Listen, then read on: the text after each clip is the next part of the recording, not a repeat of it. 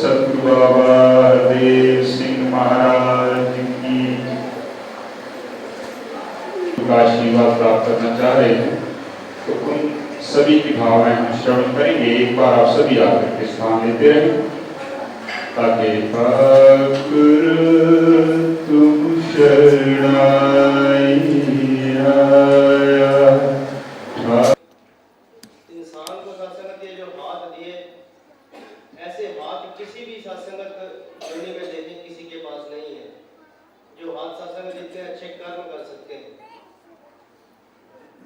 इन हाथों में सत्संग इतनी विशेषता दी कि इससे कुछ भी आप देख बात कही जाती है कि इंसान को जो सबसे बड़ी दौलत मिली वो विवेक की दौलत मिली कि ये समझ सकता है कि क्या अच्छा है क्या बुरा। वो इंस्टिंक्ट से स्वभाव से प्रेरित होकर स्वभाव के वश सब काम करते हैं, लेकिन इंसान को सत्संग एक विवेक जो मिला है ढंग से रहती है।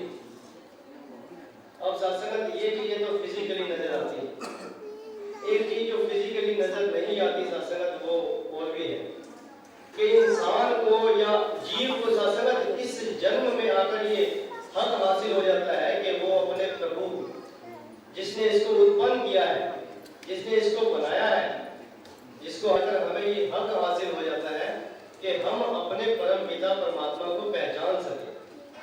इसीलिए सत्संग इस इंसानी जन्म को अशरफुल मखलूकात कहा गया। तो सत्संग आज सतगुरु ने हम पर ये कृपा की है। सतगुरु बाबा हरदेव सिंह जी ने सत्संगत और उनके इन शिष्यों ने जिनको सत्संगत हम महात्मा का महापुरुषों का सत्संगत परमात्मा को हम हमेशा दूर ही कहते रहे और अक्सर सत्संगत इस बात को हम कहते रहे कि परमात्मा धर्म ग्रंथों में बहुत बहुत सुंदर शब्दों में लिखा है कि ईश्वर अंश जीव अविनाशी चेतन अमल। अब अगर तुझे सदैव काल का सुख चाहिए तो फिर तुझे राम अर्थात ईश्वर की शरण लेनी पड़ेगी, लेकिन ईश्वर की शरण तभी ली जा सकती है जब ईश्वर की प्राप्ति हो, और इसी प्राप्ति के लिए ये अनुकूल जी आकर्ष की बात।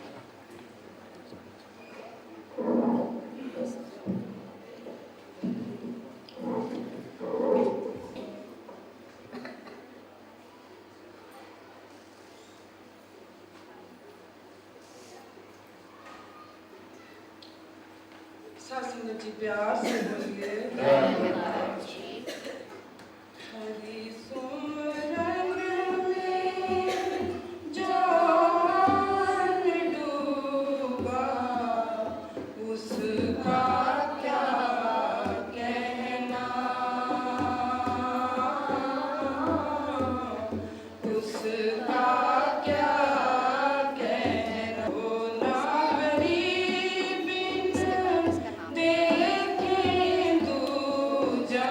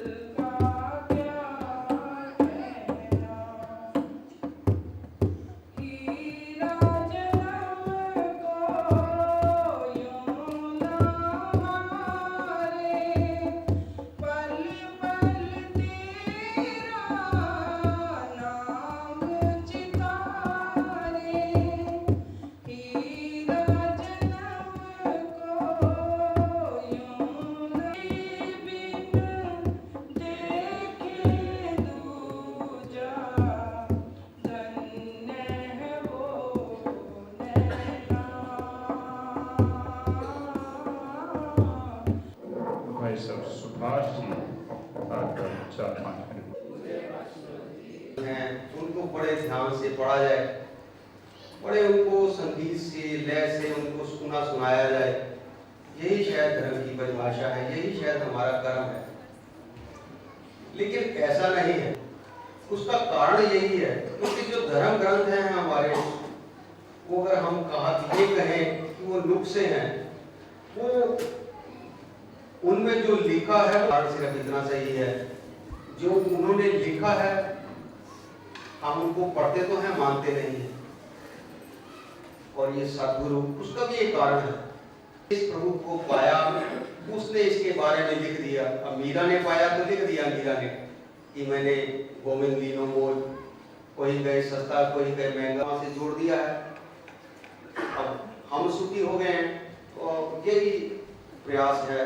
इसी रचना पढ़ करके आशीर्वाद प्राप्त करें और इनके बाद निवेदन करें।